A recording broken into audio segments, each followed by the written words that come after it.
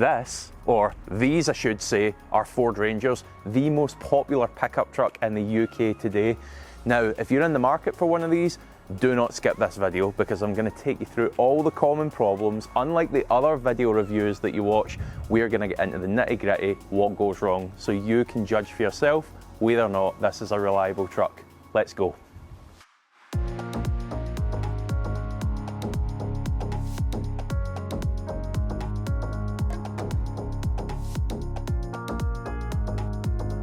So given that the T6 Ranger has been with us since 2011, it's been through its fair share of engines.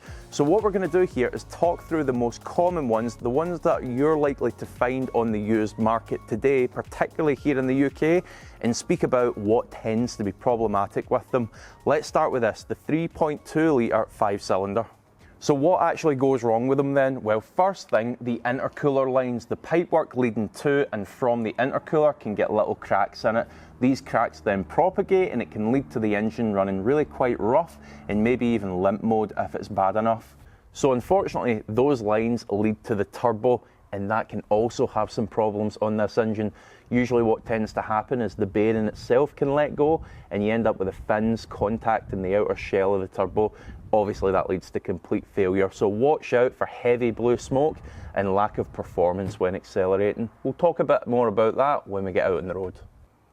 So speaking of cracking, the next thing you've got that can develop cracks is the Egr valve on these, or I think the code's messing me up. Or exhaust gas recirculation valve. Now the big problem you've got on these engines is it's water cooled, so when the crack forms you're going to end up with a coolant leak, and obviously that can lead to a whole host of problems, blown head gaskets and such. So final problem on these, cam position sensors and also the injectors. Thankfully both of these are going to be really easy to spot because it will be running really quite rough and probably throwing a code on the dash. So again, look out for that on the test drive.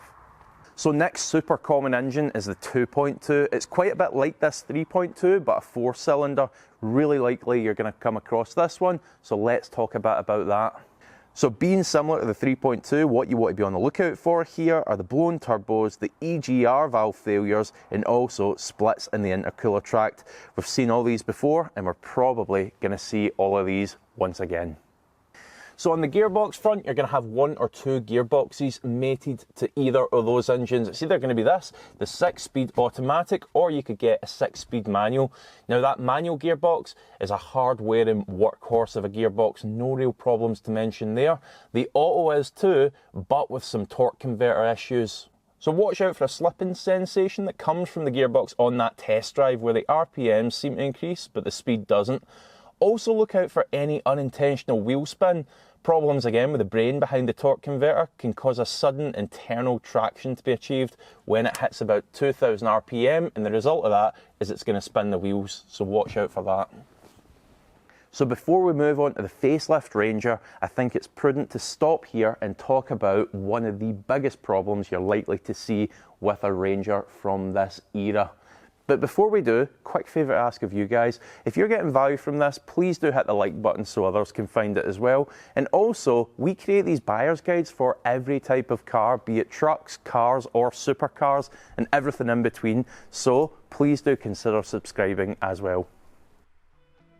So the story begins by rewinding back to 2012 when the problems started to show. Proud new owners of the Rangers started to notice a peculiar brown substance appearing on the truck chassis, to which Ford said, "Looks fine to me."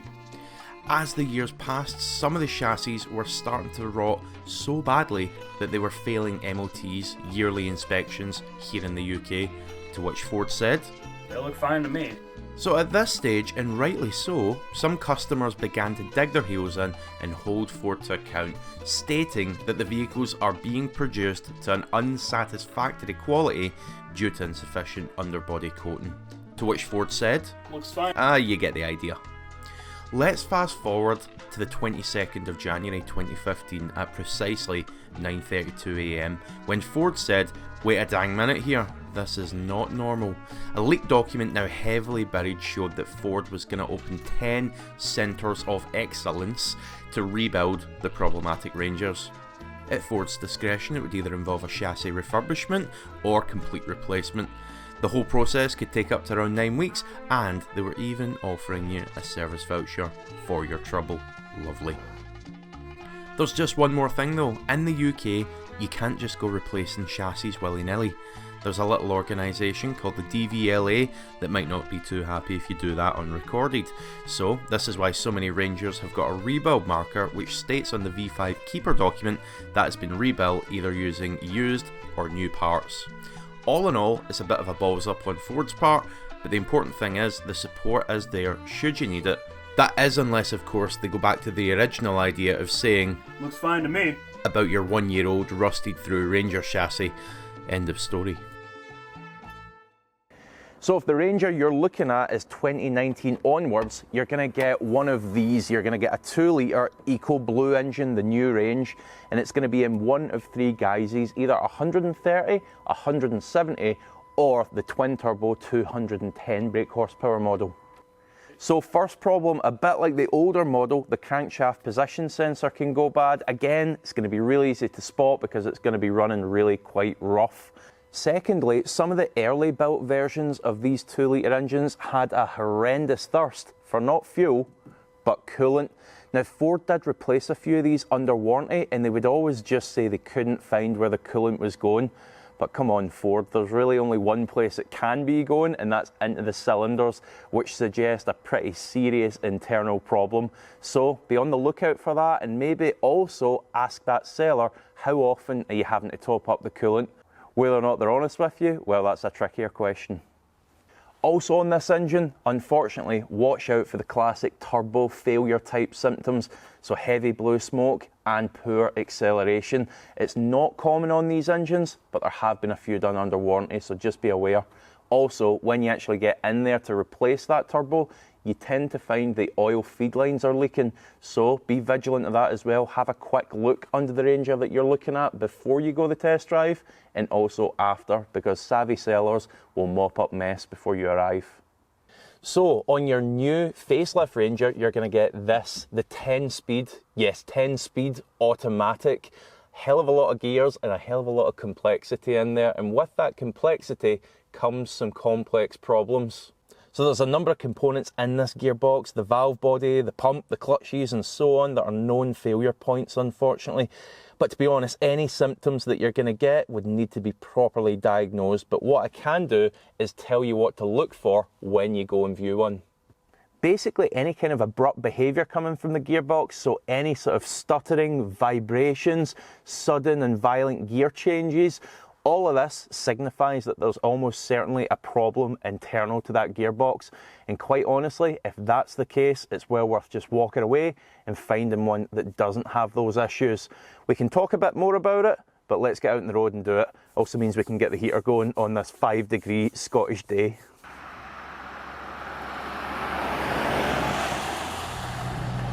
So here we are on that test drive, and right away, something I want to mention is the gearbox is actually brilliant. It's super smooth, really consistent with its changes, and hopefully the one that you're looking at is the same. Now here's the thing, if it's not and you're getting any juddering or strange changes or violent gear changes, honestly, just walk away from it and find one like this, because they are out there. So best advice I can give you on that test drive is make yourself at home in this seat. Test everything out, particularly test that MMI out.